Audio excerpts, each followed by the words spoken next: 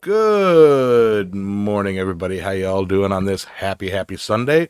I believe I need to readjust my camera. I am a little bit dark. Uh, but anyway, yeah, I just had a moment where it got really hot in here because it's like 75, degrees out and 96% humidity. And I had my windows open for the morning. Nice, fresh, summer breeze this morning. And I'm like, And I'm like, oof, I'm getting lethargic and hot because of this humidity. So I closed my windows and without thinking, shut my blinds. And yeah, it got dark in here real quick. Anyway, so I just had to readjust everything. What's up, Shane in first? Technically, I will say that Trail Duds was in first because he's in here in the voice chat with us, listening to us. So what's up, Shane, Trail Duds, Jack Pines, and Insanity Forge, Robert Lonis. Come on, bring it on, bring it on. And of course all the lurkers out there, how y'all doing? And hello to all those listening in podcast land. We are the Impractical Blacksmiths, and yeah, we've got me, Yamez from Island Metal Forge. We've got Adam from Speargrass Forge, and we've got Alexis from Transcendental Artist Studios, most famously known for Alexis Unhinged. So, She's unhinged, right? I believe Alexis is working. You can see the Texas wilderness passing through the window. Oh, look, a Wendigo. Um, and yeah, so as people come in, we'll get started here. What's up, Mr. Whitney? So as usual, we will start this episode out with the "How was your week?"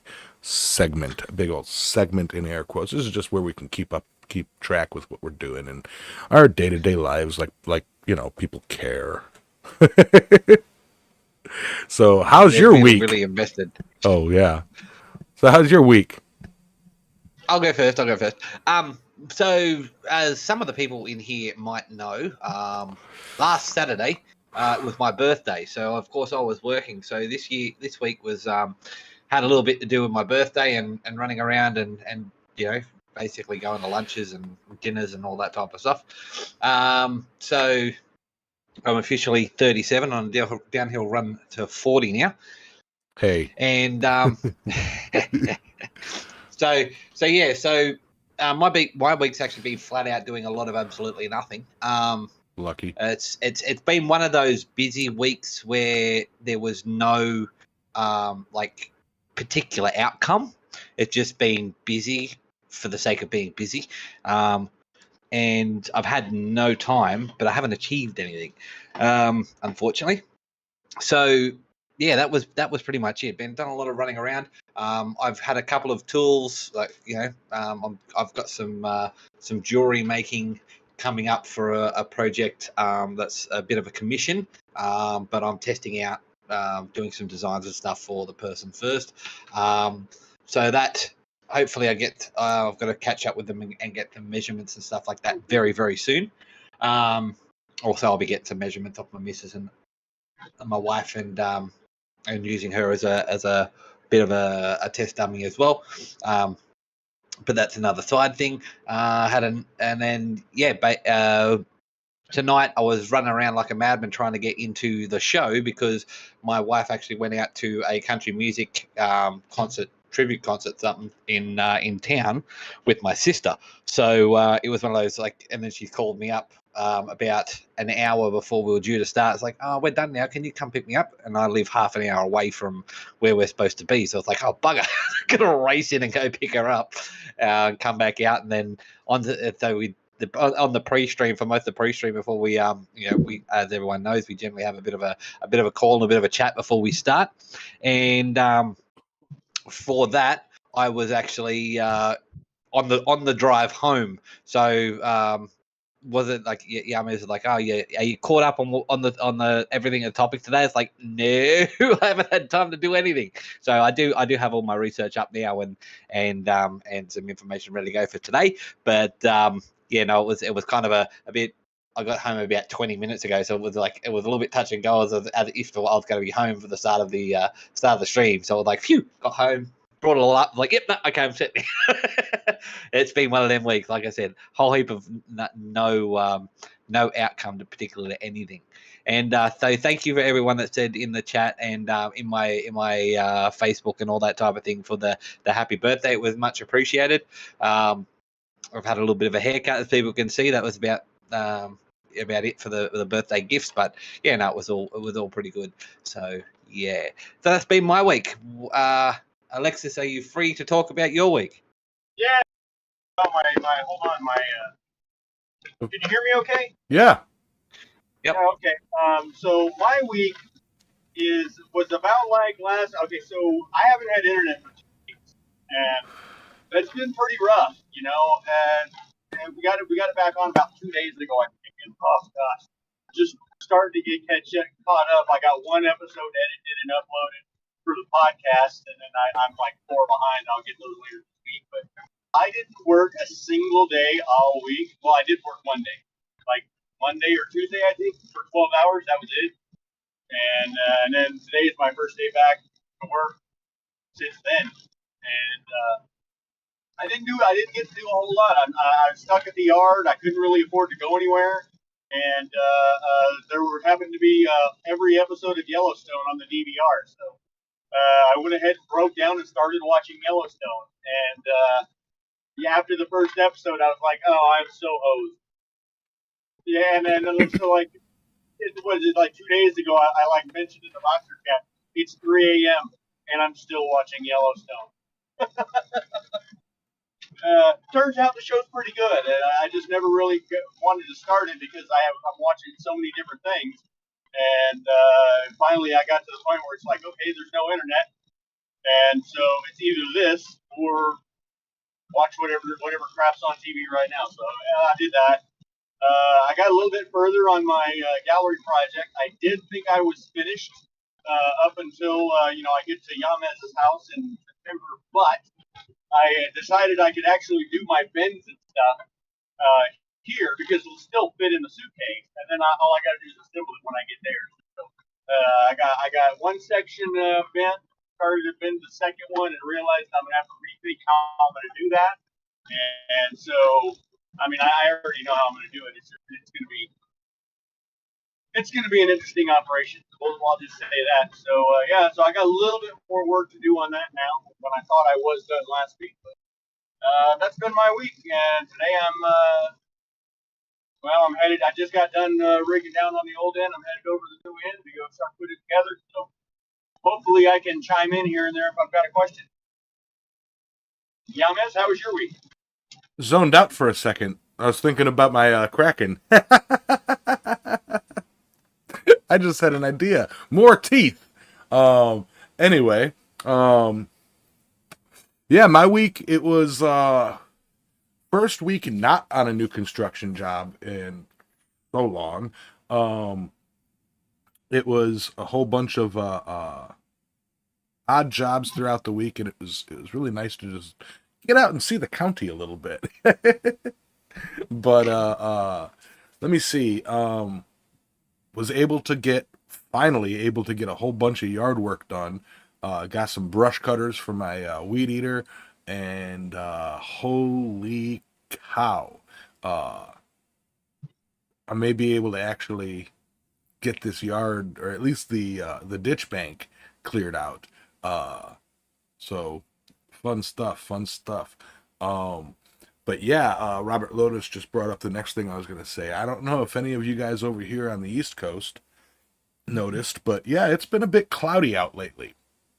Apparently there's Canada is burning, and they are putting their fans up and blowing it down to us. Now there's a strange weather system that just, low pressure system off the coast here, and it's basically been like a big vacuum sucking down the smog from the forest fires up there, and yeah, it's clearing up now, but like for the past week, it's been, visibility's been about a mile all week, if that, half a mile in some places, and It was like just wow. That's new. Oh, you all didn't hear about that? Yeah. Oh no, they built a new pilot. There's like major forest fires up in yeah, thinking of horseradish.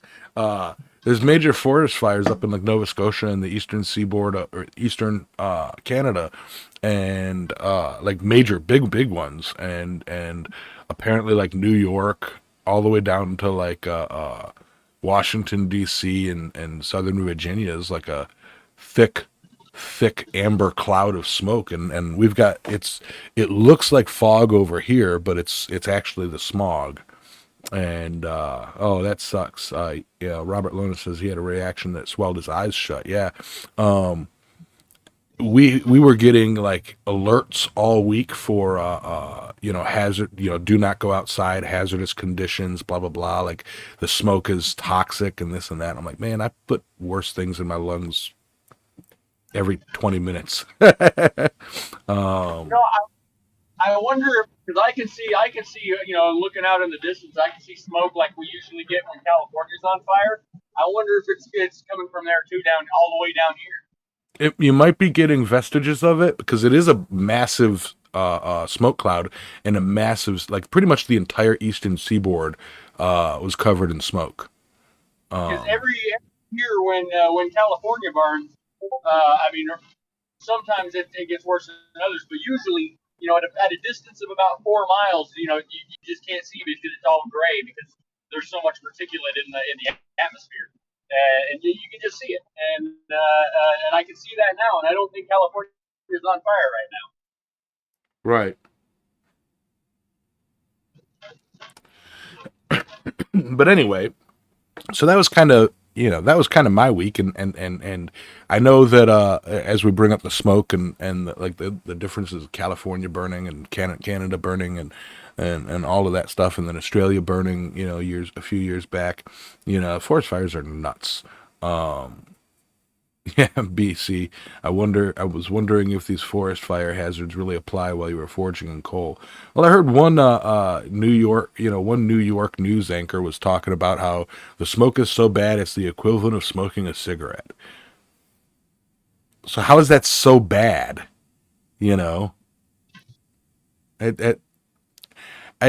I'm not trying to excuse, I'm not trying to, downplay or anything, but like just the way they were portraying it was like the smoke is so bad it's like smoking a cigarette. Okay. What about us smokers? Are we cool? We good? I'm good. But yeah, so, that was kind of my week. I didn't do much other than yard work and stuff like that. But yeah, so yeah, with that, I don't know how much information I did want to say a little bit of something compared to what me and Alexis teased last week about Binti Steel, the Chinese woots that we discovered. Oh, we're out there in the fields. No, we're not Adam. We don't work with archaeologists.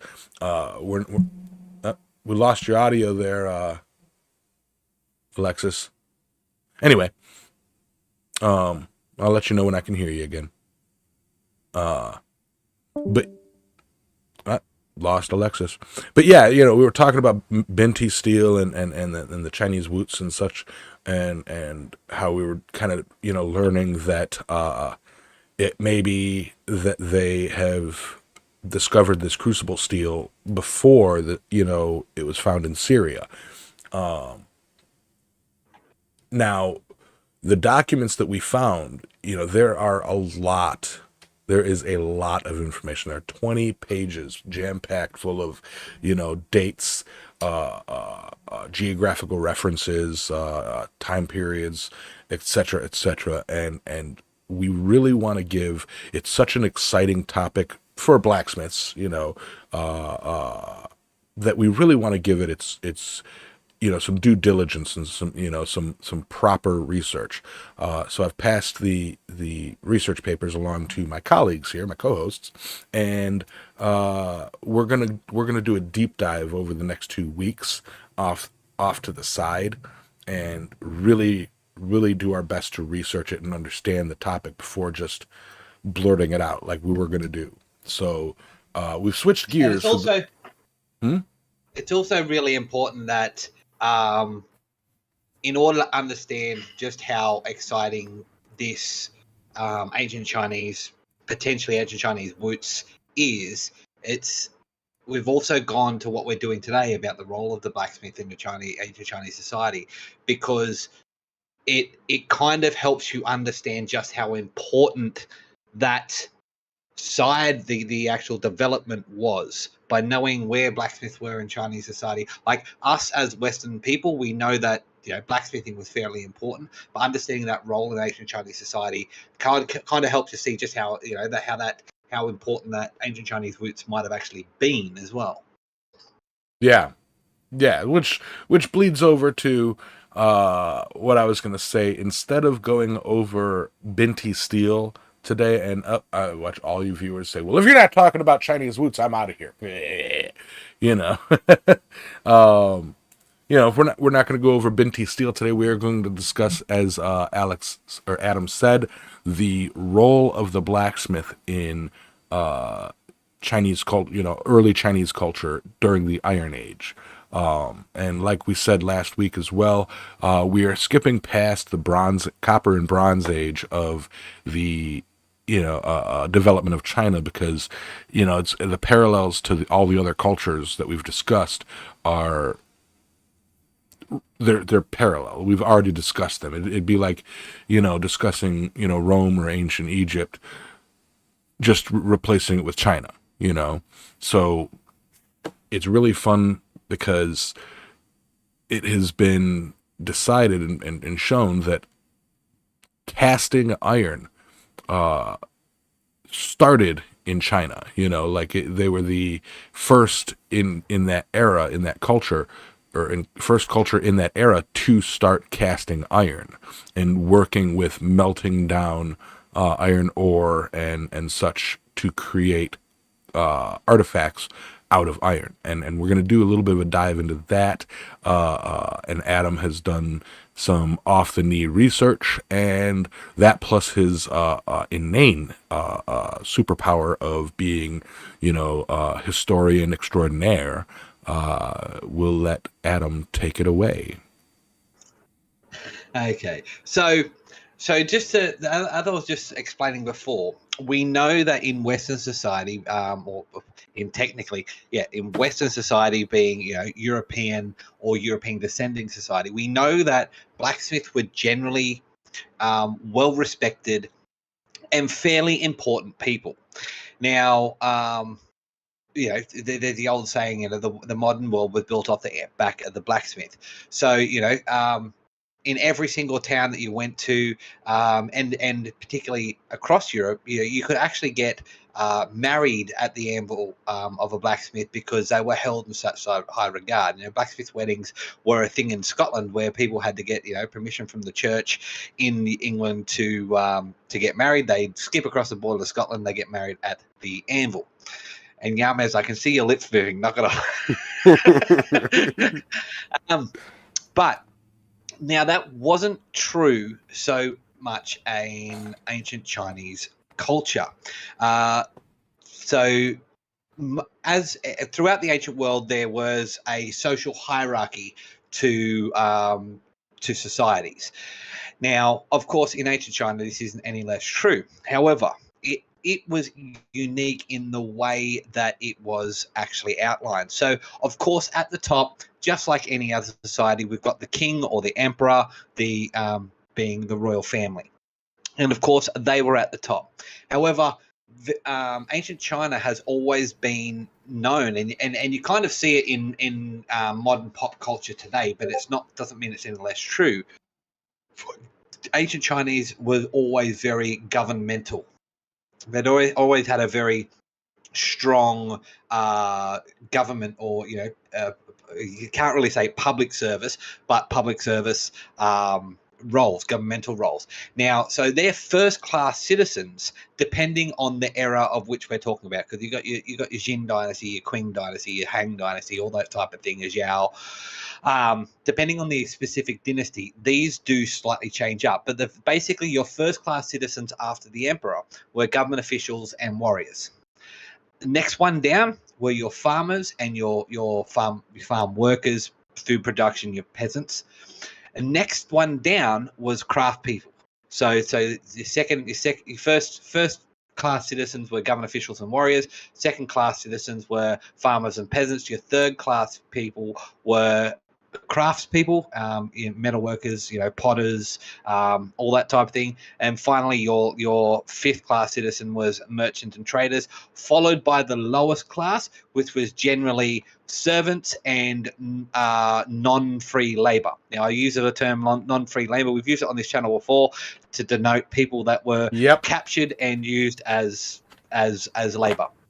So it's non-free labor, and that can include prisoners, people that have been broken the law, and that was very again, ancient China being a very judicial society, they did have people that were caught breaking the law would be put into these roles as well. So that was the lowest tier of society.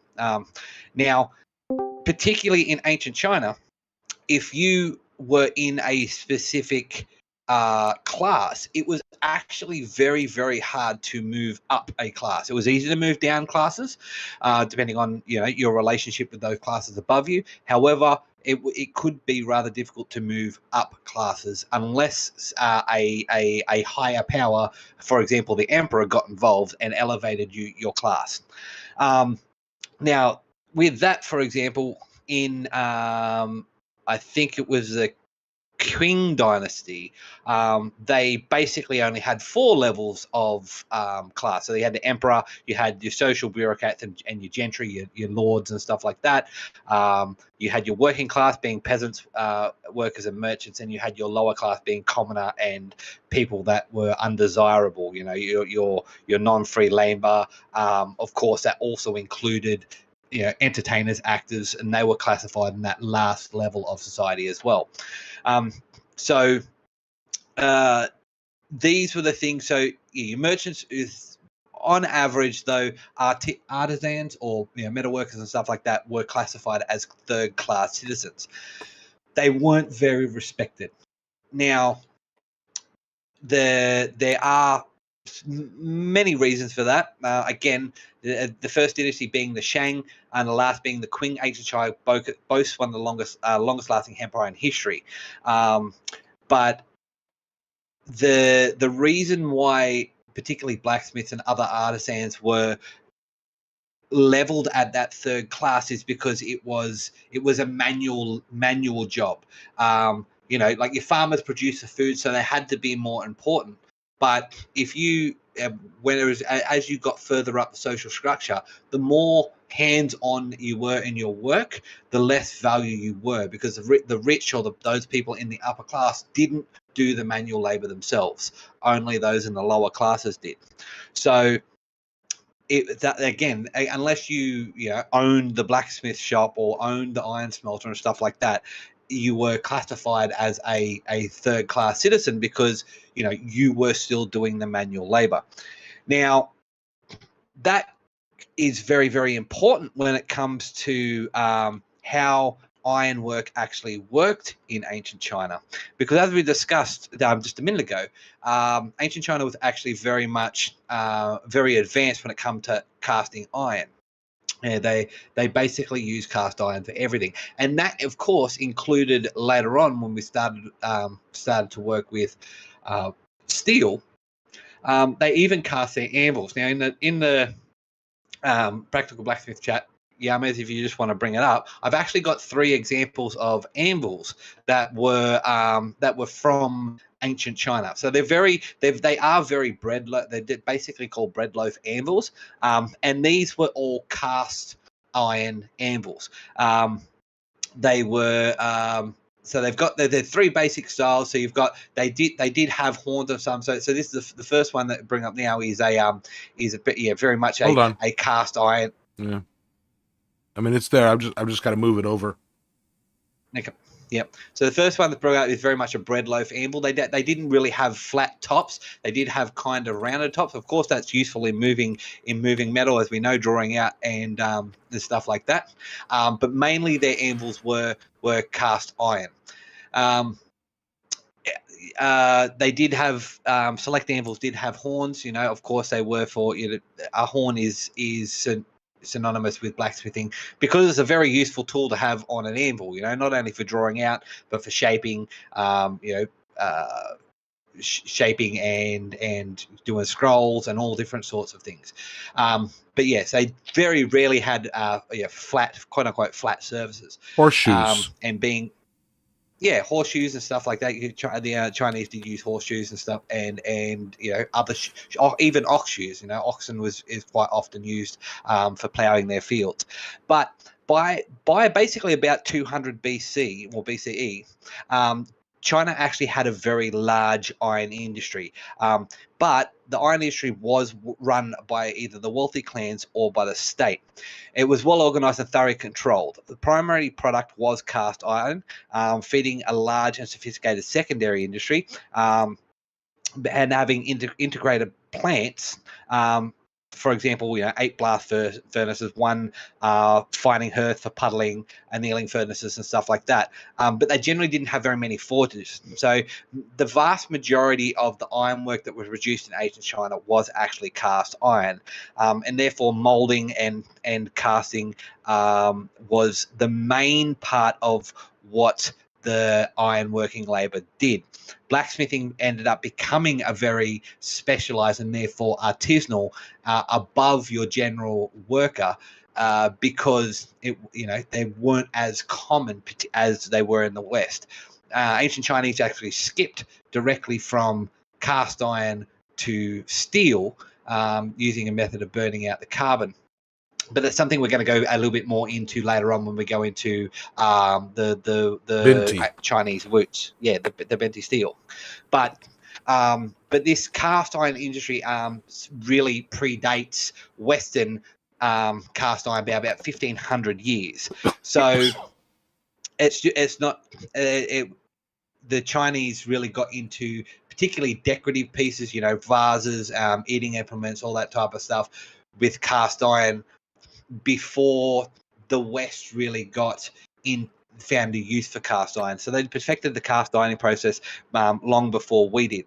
Then, of course, that leads into how they made steel. We'll get into that. But it's the reason why blacksmiths weren't considered as essential, because they were factory workers. Cast, they were, it was, blacksmiths were tacked onto their foundries. They were tacked onto their factories. It wasn't the, there's one on every corner. They weren't the innovators that we know of blacksmiths in European culture. They weren't artists. It's the reason, Yeah. And it's also the reason why, if you look at a lot of historical Chinese artifacts, you do see a lot of cast iron stoves and cast iron pots and all that type of thing. They have a very strong culture of cooking and preparing food, and they have a very strong culture in having a lot of cast iron around, because that's what they did. Forging, was predominantly, even I believe they even had, particularly earlier, cast iron horseshoes and stuff like that. It wasn't until the forging was really centered around knives and working tools, hammers, even certain hammers were cast iron. A lot of weaponry hammers that were weapons were generally cast, but when it comes to swords and spearheads and stuff like that. But that's a very narrow avenue of blacksmithing. But they were highly skilled in that. You see, particularly, there's a lot. The Chinese don't have such a weapons culture compared to, say, for example, Japan or the West. A weapon was a tool, as opposed to, you know, like you've got your mythical Japanese blades and stuff like that, and you've got your mythical Western blades. There isn't really that weapons culture in ancient China because it was simply a tool. So you don't really have renowned. There's not as many predominant renowned names in ancient Chinese smithing when it comes to either the maker or what was being made, being weapons and stuff like that. Again, because these were very specialized Government industries, controlled. but yeah, and they were also tacked on generally to, you know, your smelters and stuff like that. But you know, again, they also knew that with their cast iron, they actually had the ability to produce cast iron with different qualities and different levels of purity and all that stuff. So they were very advanced for what they were doing. But I'm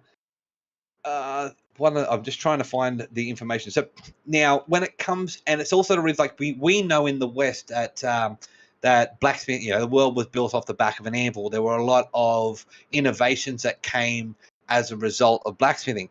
Now, that's not 100% true with ancient Chinese blacksmith. They were very innovative as well, just being like us in the sense of, you know, they need to come up with certain things. For example, the Chinese are credited with inventing about 450 BC with inventing the double box bellows. Now, that was in conjunction with blacksmithing and also smelting, you know, that the double action box bellows, in order to keep that constant pressure and airflow. They had a kind of a double bellows system prior to that, or double drum bellow type thing prior to that. But the double box bellows was really a fantastic Chinese invention, which eventually got adopted by the Japanese, being a subculture, or later on subculture of the Chinese. And also they're credited with inventing the crossbow. Chinese blacksmiths are credited with inventing the crossbow. By the 200s BC, Chinese engineers, the box bellows were 200 BC. The 450 was the crossbow, and the bellows were actually credited with helping the Chinese make sewing needles, steel sewing needles, because they needed to be able to control the temperature a lot better. So these are things that came directly out of Chinese blacksmithing, but again, it wasn't as wide and varied as with Western. You know, with Western blacksmithing, we can trace the steel lathe, the invention of electro and oxy welding, and many other things. You know, auto mechanics, all sorts of things back to Western blacksmithing, because the Chinese blacksmith was held on a lower social rung and was kind of an afterthought, secondary thing to casting iron. And Chinese metallurgists and ancient Chinese casters were some of the best. If you ever have a chance to look at some of ancient Chinese cast iron work in a museum, they are jaw-droppingly beautiful, not only in their design but also in their artistic impression on the outside. And these are things were all done by casting. It's spectacular, but when it comes to forging, they never had that history like Western society did. So yeah, basically, and a great example of this is there was a I can't remember the name of the actual thing. It was an earthquake detector that was made from cast iron, and it had frogs. And it was actually cast iron and bronze, because it was a bell thing, but it was cast iron, and it was basically so well balanced that if in China, if there was an earthquake in any particular part, the ball would actually drop in the direction of where the earthquake happened, and they could pinpoint exactly where it was, and that's the level of casting accurate casting that the ancient Chinese had, which was absolutely amazing. And it kind of outdoes our level of sophistication in casting today. But that's what they specialized in. Again, blacksmithing was an afterthought and a secondary thing, mainly for weapons or certain utensils like knives and spears and stuff like that. In order to, and it was secondary to their casting. So yeah, so pretty much a nice and short one today, just to show the juxtaposition between, where we popularly see blacksmithing as a cultural thing. In Western culture, we see blacksmithing as, being very important and central. Where would, if blacksmith and metallurging artisans had been higher in the Chinese social structure like they were in Western society, where would they have been? We know that particularly with Japanese, and I can talk about Japanese in regards to Chinese because Japanese is a culture that kind of separated from China at one point, and then the Chinese and the Mongolians kept trying to invade them and all sorts of things. And we see that difference between where those two societies really sat. Japanese went more into steel production with the tamahagane, and they held smiths in more high regard because those smiths could create the weapons that went to their warriors, which were the warriors, the samurai, were first-class citizens right underneath, the emperor. They were the warlords, they were the shoguns. And then, artisans, particularly with blacksmiths and stuff like that, were the next level down because they provided those weapons and you had your whole, it was a lot more spiritual when it came to blacksmithing because blacksmiths worked the metal and particularly how they created the steel and iron, and then they worked on that, and then it went to another and I'm talking of swords specifically here, but that sword, that knife, that utensil then went to another artisan to do the sharpening, the polishing, the handles, the tsuba, the saya, the sheath. There was a list of artisans that highly specialized in their crafts, and then of course you look at Korea being part of the greater China area. It was they had another, they were kind of like the halfway point in my understanding between Chinese and Japanese, in that they held their artisans in quite high regard. A very actually one of the spiritual blades for Japan was actually a gift from the emperors of the kings of Korea to Japan, and it was the seven-pointed sword, and it looks like a tree, which shows the level of sophistication and ability of the Korean smiths at that time. And they actually held, they weren't lower class citizens like the Chinese, but they weren't as highly regarded as the Japanese. They were kind of in that middle point. So particularly even through this one region, there's a big span of where blacksmiths held, and that to a certain degree that's true. That comes through in Chinese society today. There's a long there's a long running joke of things that have been made in China, particularly when they were made out of metal, has been not the best of quality. Still okay quality. We all know, for example, Harbour Freight anvils being made in China, and they're not known for being the best quality. Yeah, but not known for being the best quality, but known for being cost effective and still doing a job. They're still passable to do a job when they need to do a job. But if you want quality, we know we've got to pay more. And that's kind of shows where blacksmith and metallurgy in Chinese society has maintained compared to Western society or Western influenced society. Japan became particularly much more Western influenced after the Second World War, as did Korea.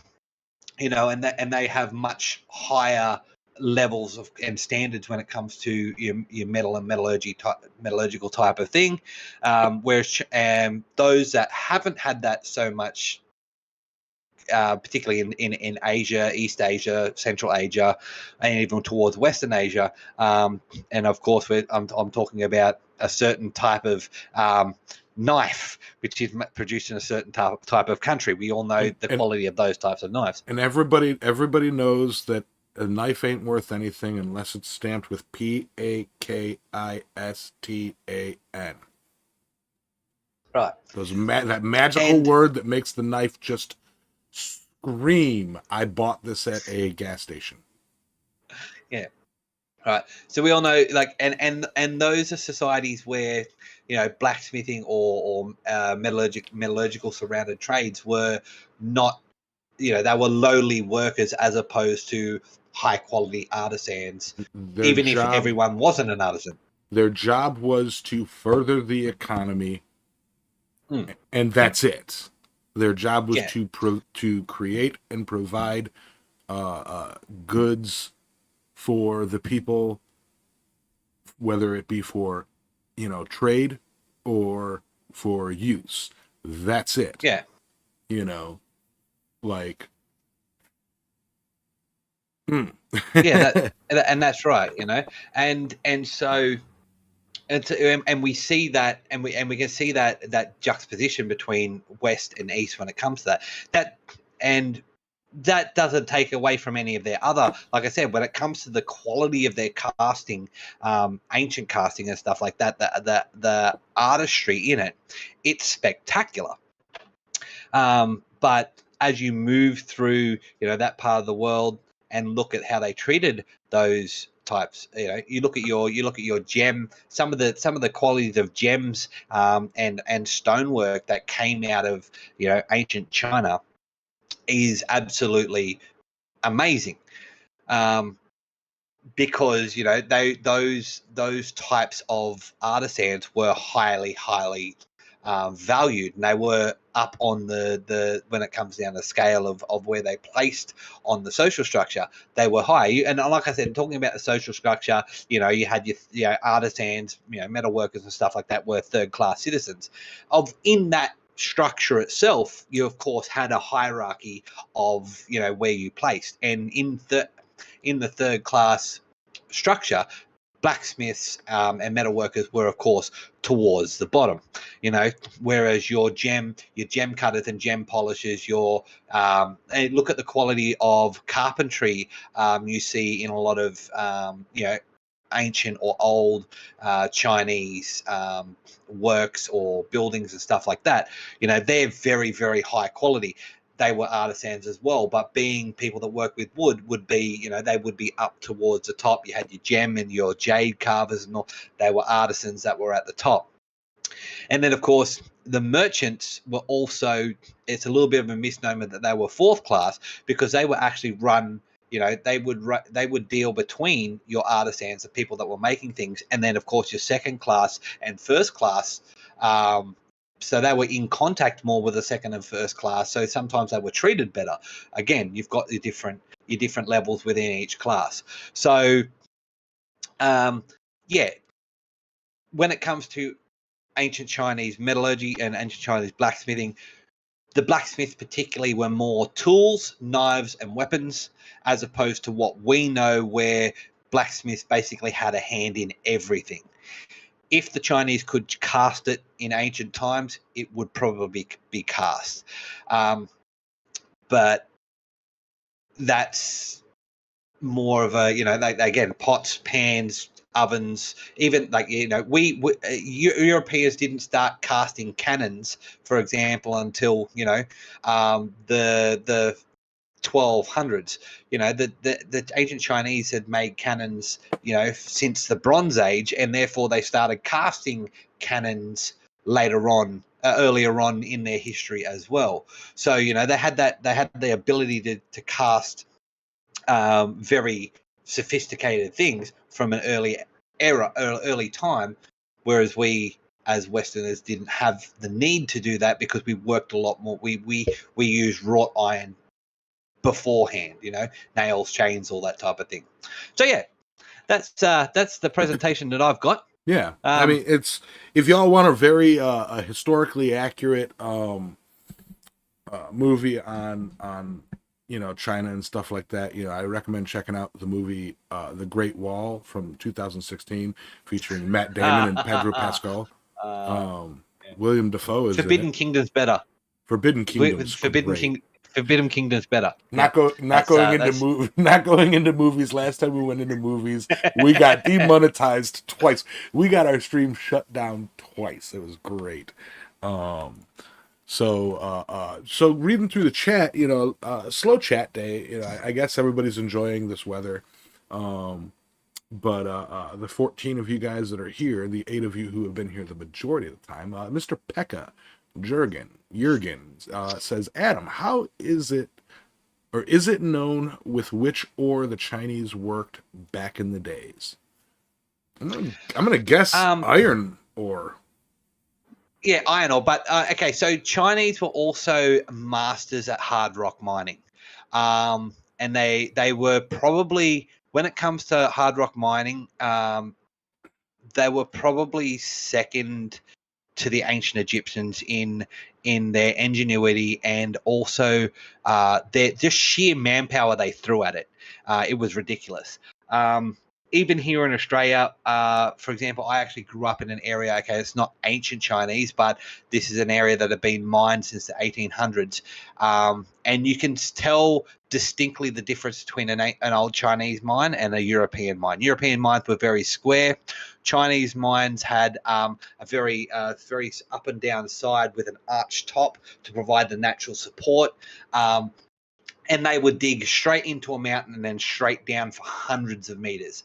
I do know of a mine that actually mined a mountain from a natural mountain down, and about 250 meters below ground level, and they were still pulling shaft timbers from an 1800 Chinese mine. And that mine, the Chinese only mined that mountain for about 15 years. So the sheer scale of their ability to mine was ridiculous. However, just like the Japanese used iron sand for tamahagane, there is actually a history of the Chinese. The Japanese had to have got it from somewhere. Again, their culture is very closely linked to Chinese, and so there was a history of Chinese using iron and black sand as well. So it's really a mixture. It wasn't just iron ore. It was also iron sand. Chinese, another thing that the Chinese known for are the Silk Road trading route. So Yes. They also probably would have imported iron as well from various parts of the world, particularly from India, being also an Asian nation, and India having a strong historical iron and metalworking history as well. So the iron that they used and the quality of iron ore that they would have used would have been varying as well. It is known, however, that they didn't really use coal when it came to their smelting methods until much later. They were predominantly charcoal, which most of Europe was, even until the kind of development of coal towards the 14 1500s. So most of Europe even used charcoal. So China has a very strong history of charcoal when it comes to smelting iron as well. Yeah. Looks like any more questions? No, we've officially dubbed trail dust as turtle dust now. So now and forever, turtle dust. I would like to say, looks like Alexa's finally pulled into a port waiting for them to load up. You got anything to add, to say, to comment, to...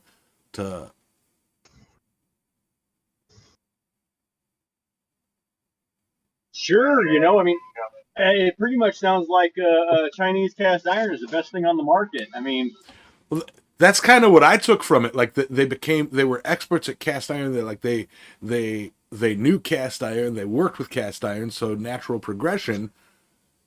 You would melt it think, down, right? yeah. they've been making cast iron for 1,500 years before anybody else on Earth, and you would think that by now it would be absolutely perfect. Right? I mean, like, but no, it's Yeah, like you would think.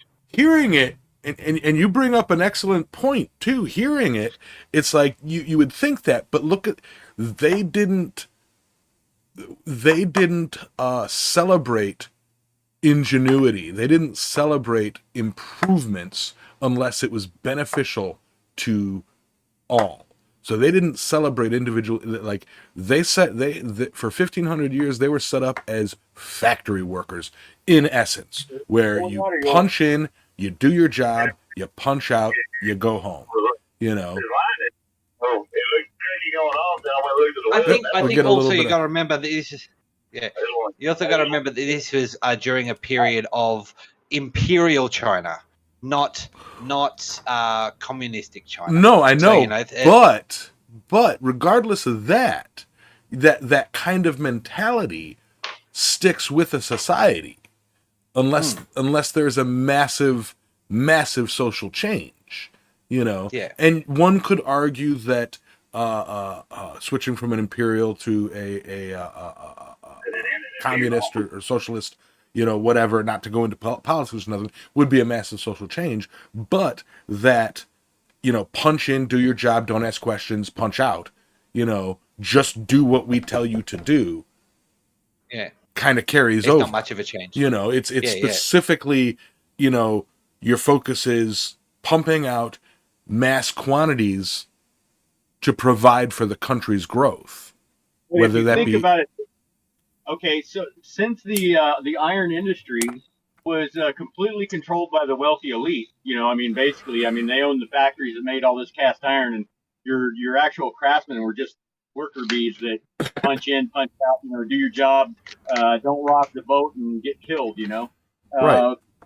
So it makes sense that from the wealthy industrialist or whatever, from their standpoint, to cut costs as much as possible, to increase profit as much as possible, because hey, if this is an inferior object and it breaks, they'll just have to buy another one. Right. Because you know that's the way it is. There's no need to make it better. It costs us more money to make a better, let's say, spear point.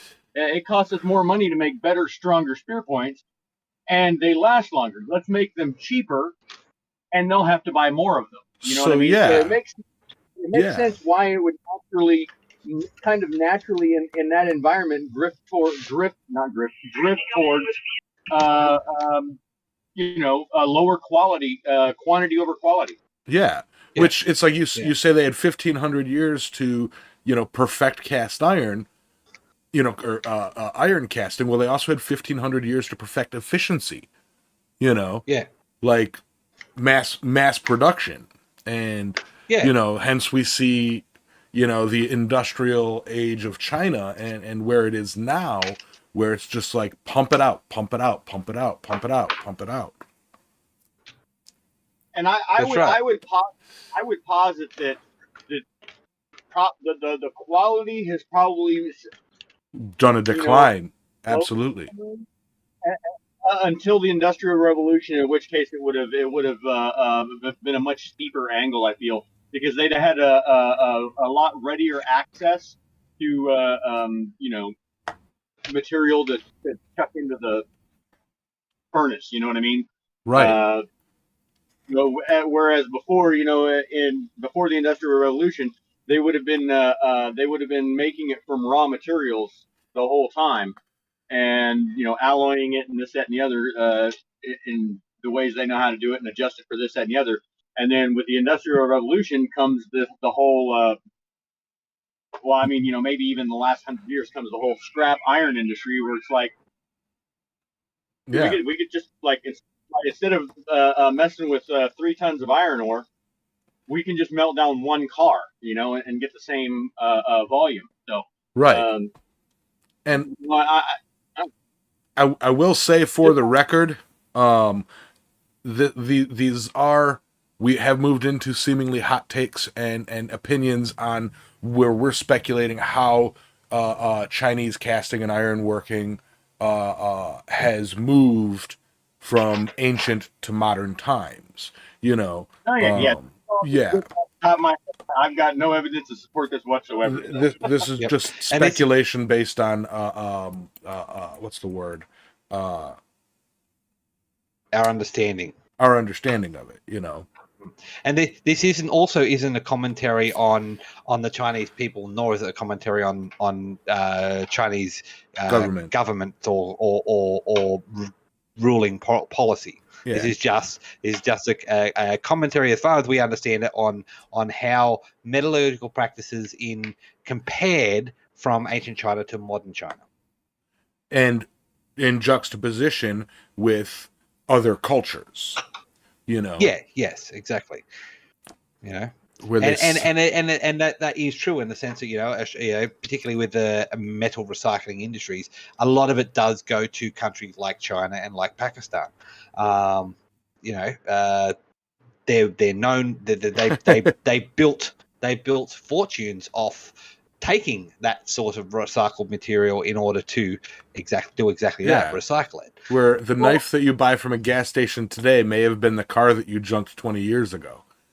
Well, I mean, I know for a fact, I live in the dead middle of the country, right? You know, I mean, that's basically as far from the coast as well, not exactly, I guess, because the coast is the Gulf of Mexico for me, but I know for us, you know, if I haul a car down to my local Acme Iron and Metal scrap joint, and they'll smush it up into a flat deal, and then they all get loaded on rail carts, and they go to the coast, and they get loaded on a boat. You know what I mean? And they're not going down around the Panama Canal or going they're just going straight on over to Corpus Christi, the Far East. You know, whether that's Pakistan, India, China. You know, I mean, like. Just depends, I guess. But I know, yeah, all the steel from our scrapyard here in Texas, that's where it goes. Yeah. So it's right. interesting to see, you know, like we're talking about how, and this kind of goes into the final thoughts of it too. You know,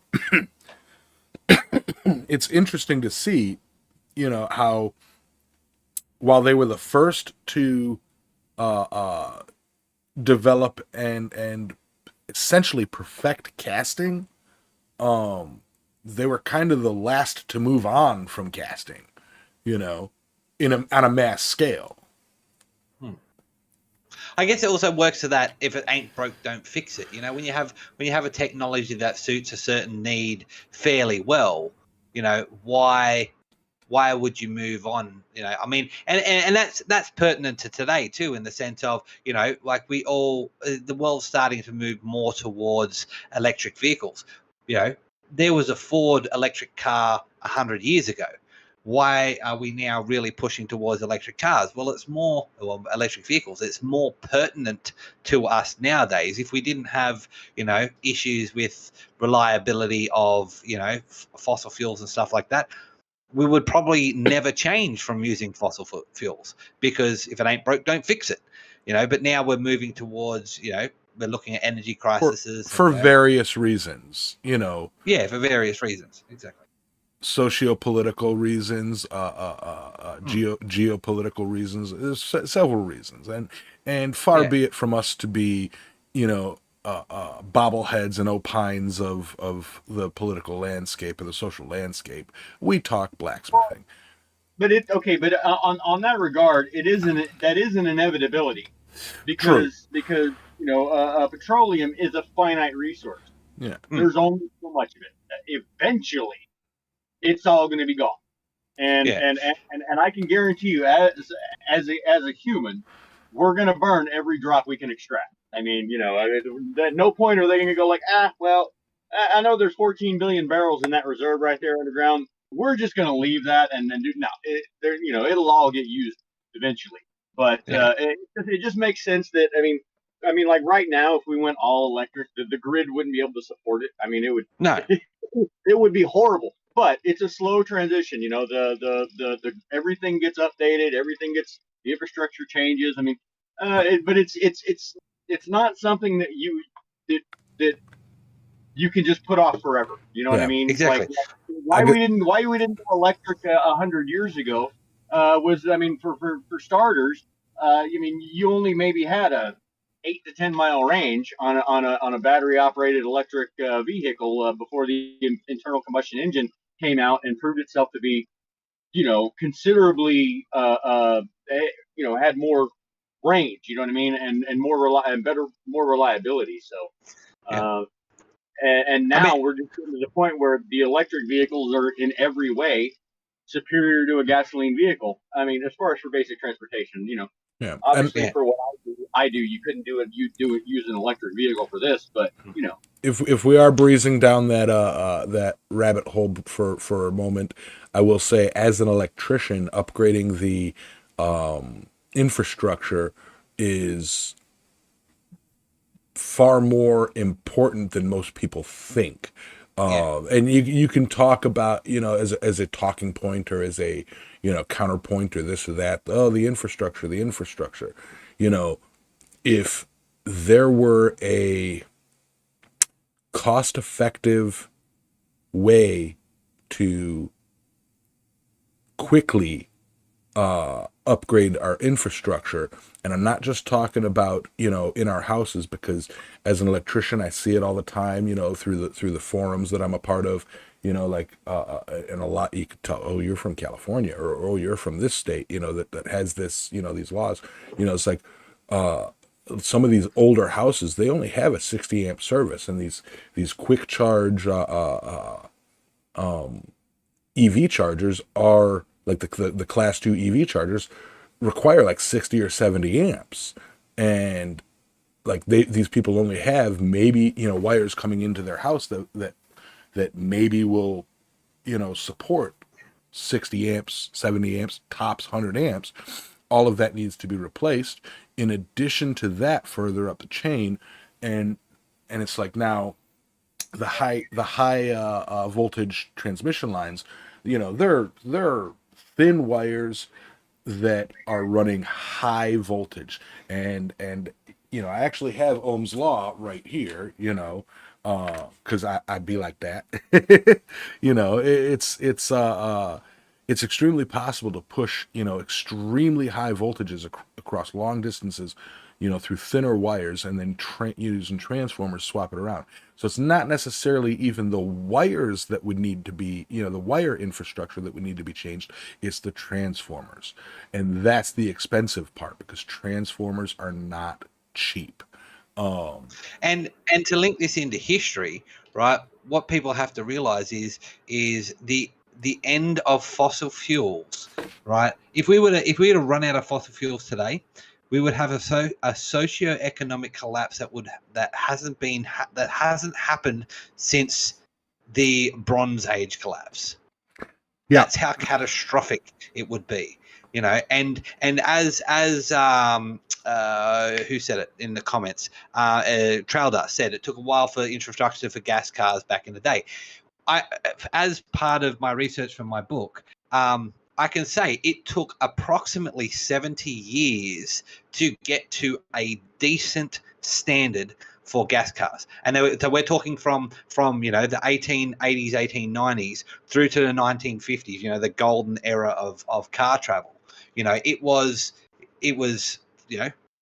50 to 70 years to get that infrastructure in place, where there were regular gas stations, regular mechanics, paved roads, all that type of stuff. Not only that, but the regulations and infrastructure in place for the fuel itself. The different octanes. The actual mixtures of it and such that will work in every make and model. Yeah.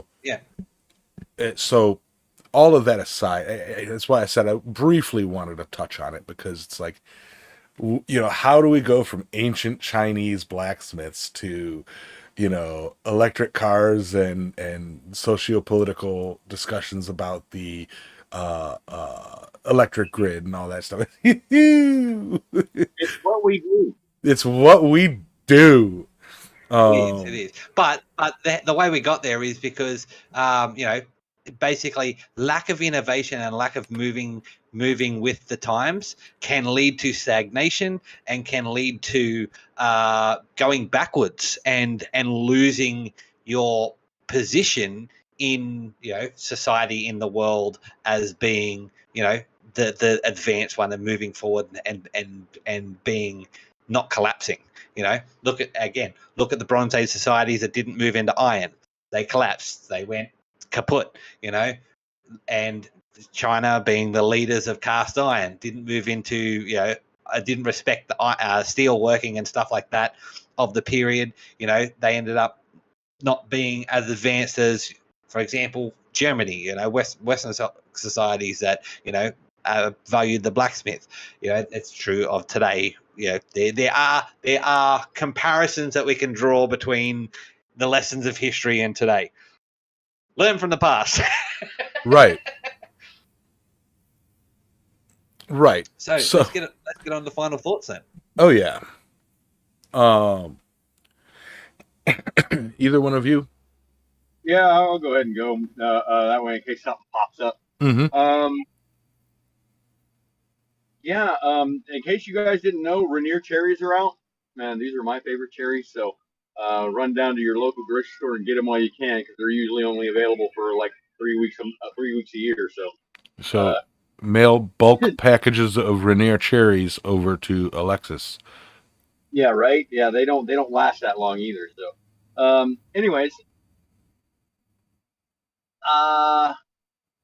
yeah, I don't really have a whole lot because I was busy driving for most of this. We've all kind of dealt with modern Chinese cast iron in some way, shape, form, or fashion, and yeah, I don't know, man. I'm at this point, I'm just blowing smoke. So, y'all have a great week. Get out your shop, do something if you can, and if you can't be good at it. So I'll catch you guys next week for possibly a little bit more interaction. Yes. My final thoughts: if you have a chance, and if you live relatively close to one, go to an antique shop in your local Chinatown. Look at some of the quality of some of the cast iron in there. And you will be absolutely amazed. If you have a chance to grab some of their steel, look at their craftsmanship in some of this, old, knives, old saws and stuff like that, and it's pretty amazing too. But just remember a cultural difference isn't necessarily a quality difference. One thing that I've really loved about particularly Chinese, but also the series that we're doing, is looking at being able to take a step back from my cultural bias. And we all know blacksmiths are fantastic, and looking at it from the culture of another society and how blacksmiths might have been treated or might have worked or their importance in that society, and it just makes me appreciate my brothers and sisters in blacksmithing all the more, because I have much blacksmiths in the western sphere were always revered as being awesome. I couldn't imagine of being a blacksmith in the Asia or Asia Minor regions. It would just be no appreciation. They need more appreciation. Like the Rodney Dangerfields of the blacksmithing world. I get no respect. That's it. So it helps me base myself and ground myself into just how lucky I am to be a smith, and opens my eyes to how other people do it. Yeah. And for me, same thing. Yes, it's great. It's great to expand your mind and expand your horizons, and getting an understanding of where we came from in our culture, and getting an understanding of where other cultures, why they may be the way they are today. Understanding history is an important part of that, and we will get back to more modern stuff and tooling and such fairly soon here. So enjoy China while it lasts, because it's only a month. 2 more weeks. Well, it's only 2 more weeks, yeah. And then next month's going to be cool. Yeah, y'all are going to be loving next month. So with that, I want to say, a huge thank you to all of you guys who put up with us, all of the subscribers that pop in and listen on a weekly basis, all of my channel members, channel subscribers, moderators, and of course, my channel managers / co-hosts. I could not do this without you, as always. You guys have seen the show where I'm solo, and it's just horrendous. So y'all are the bread and butter, and I'm just the freaking, jar sitting on the counter or whatever. So yeah. No, you proved earlier just how smart you are, Yamis. Okay, sure. Stop putting yourself down. 12-foot ladder. What? You prove how smart I am there. All right. So I would say tune in to Jack Pine's Blacksmithing in about 45 minutes. He will be going live, I believe. And pop in tonight at 6 p.m. Eastern to Forging with Yamez. I'm going to be finishing the project from last week, and I've had a couple of ideas to make it nicer than I had imagined. So please, all right, join us. Yeah. So thanks for joining us. You can find Yames on YouTube, Facebook, and Instagram. You can find Alex at Transcendental Art Studios on YouTube, Instagram, and TikTok. And you can find me, Adam, at Speargrass Forge on Instagram, YouTube, and Facebook. Don't forget, if you have any suggestions for the Tool of the Week, Metal of the Week, or any other topic, you can leave it under the hashtag Metal of the Week in the YouTube community chat on Discord, or you can email us at impracticalblacksmith@gmail.com. If you've found us on Anchor, Spotify, Amazon Music, Audible, or Google Podcasts, or any of the other podcast providers, we generally upload every Wednesday, or you can join us live every Sunday morning at 10 a.m. Eastern Standard Time. That's currently 11:30 p.m. Australian Central Standard Time, but check that against your local times, and that's at the Island Metal Forge YouTube channel. Finally, thanks for joining us, and don't forget to hit that like and subscribe button, or give us a star rating. And we really do appreciate your support. And with that, we can all wrap up and wave our goodbyes. I suppose I should switch back and end the stream. You probably should. Yeah. Thank you all. You guys are wonderful. Appreciate you. Goodbye. Bye.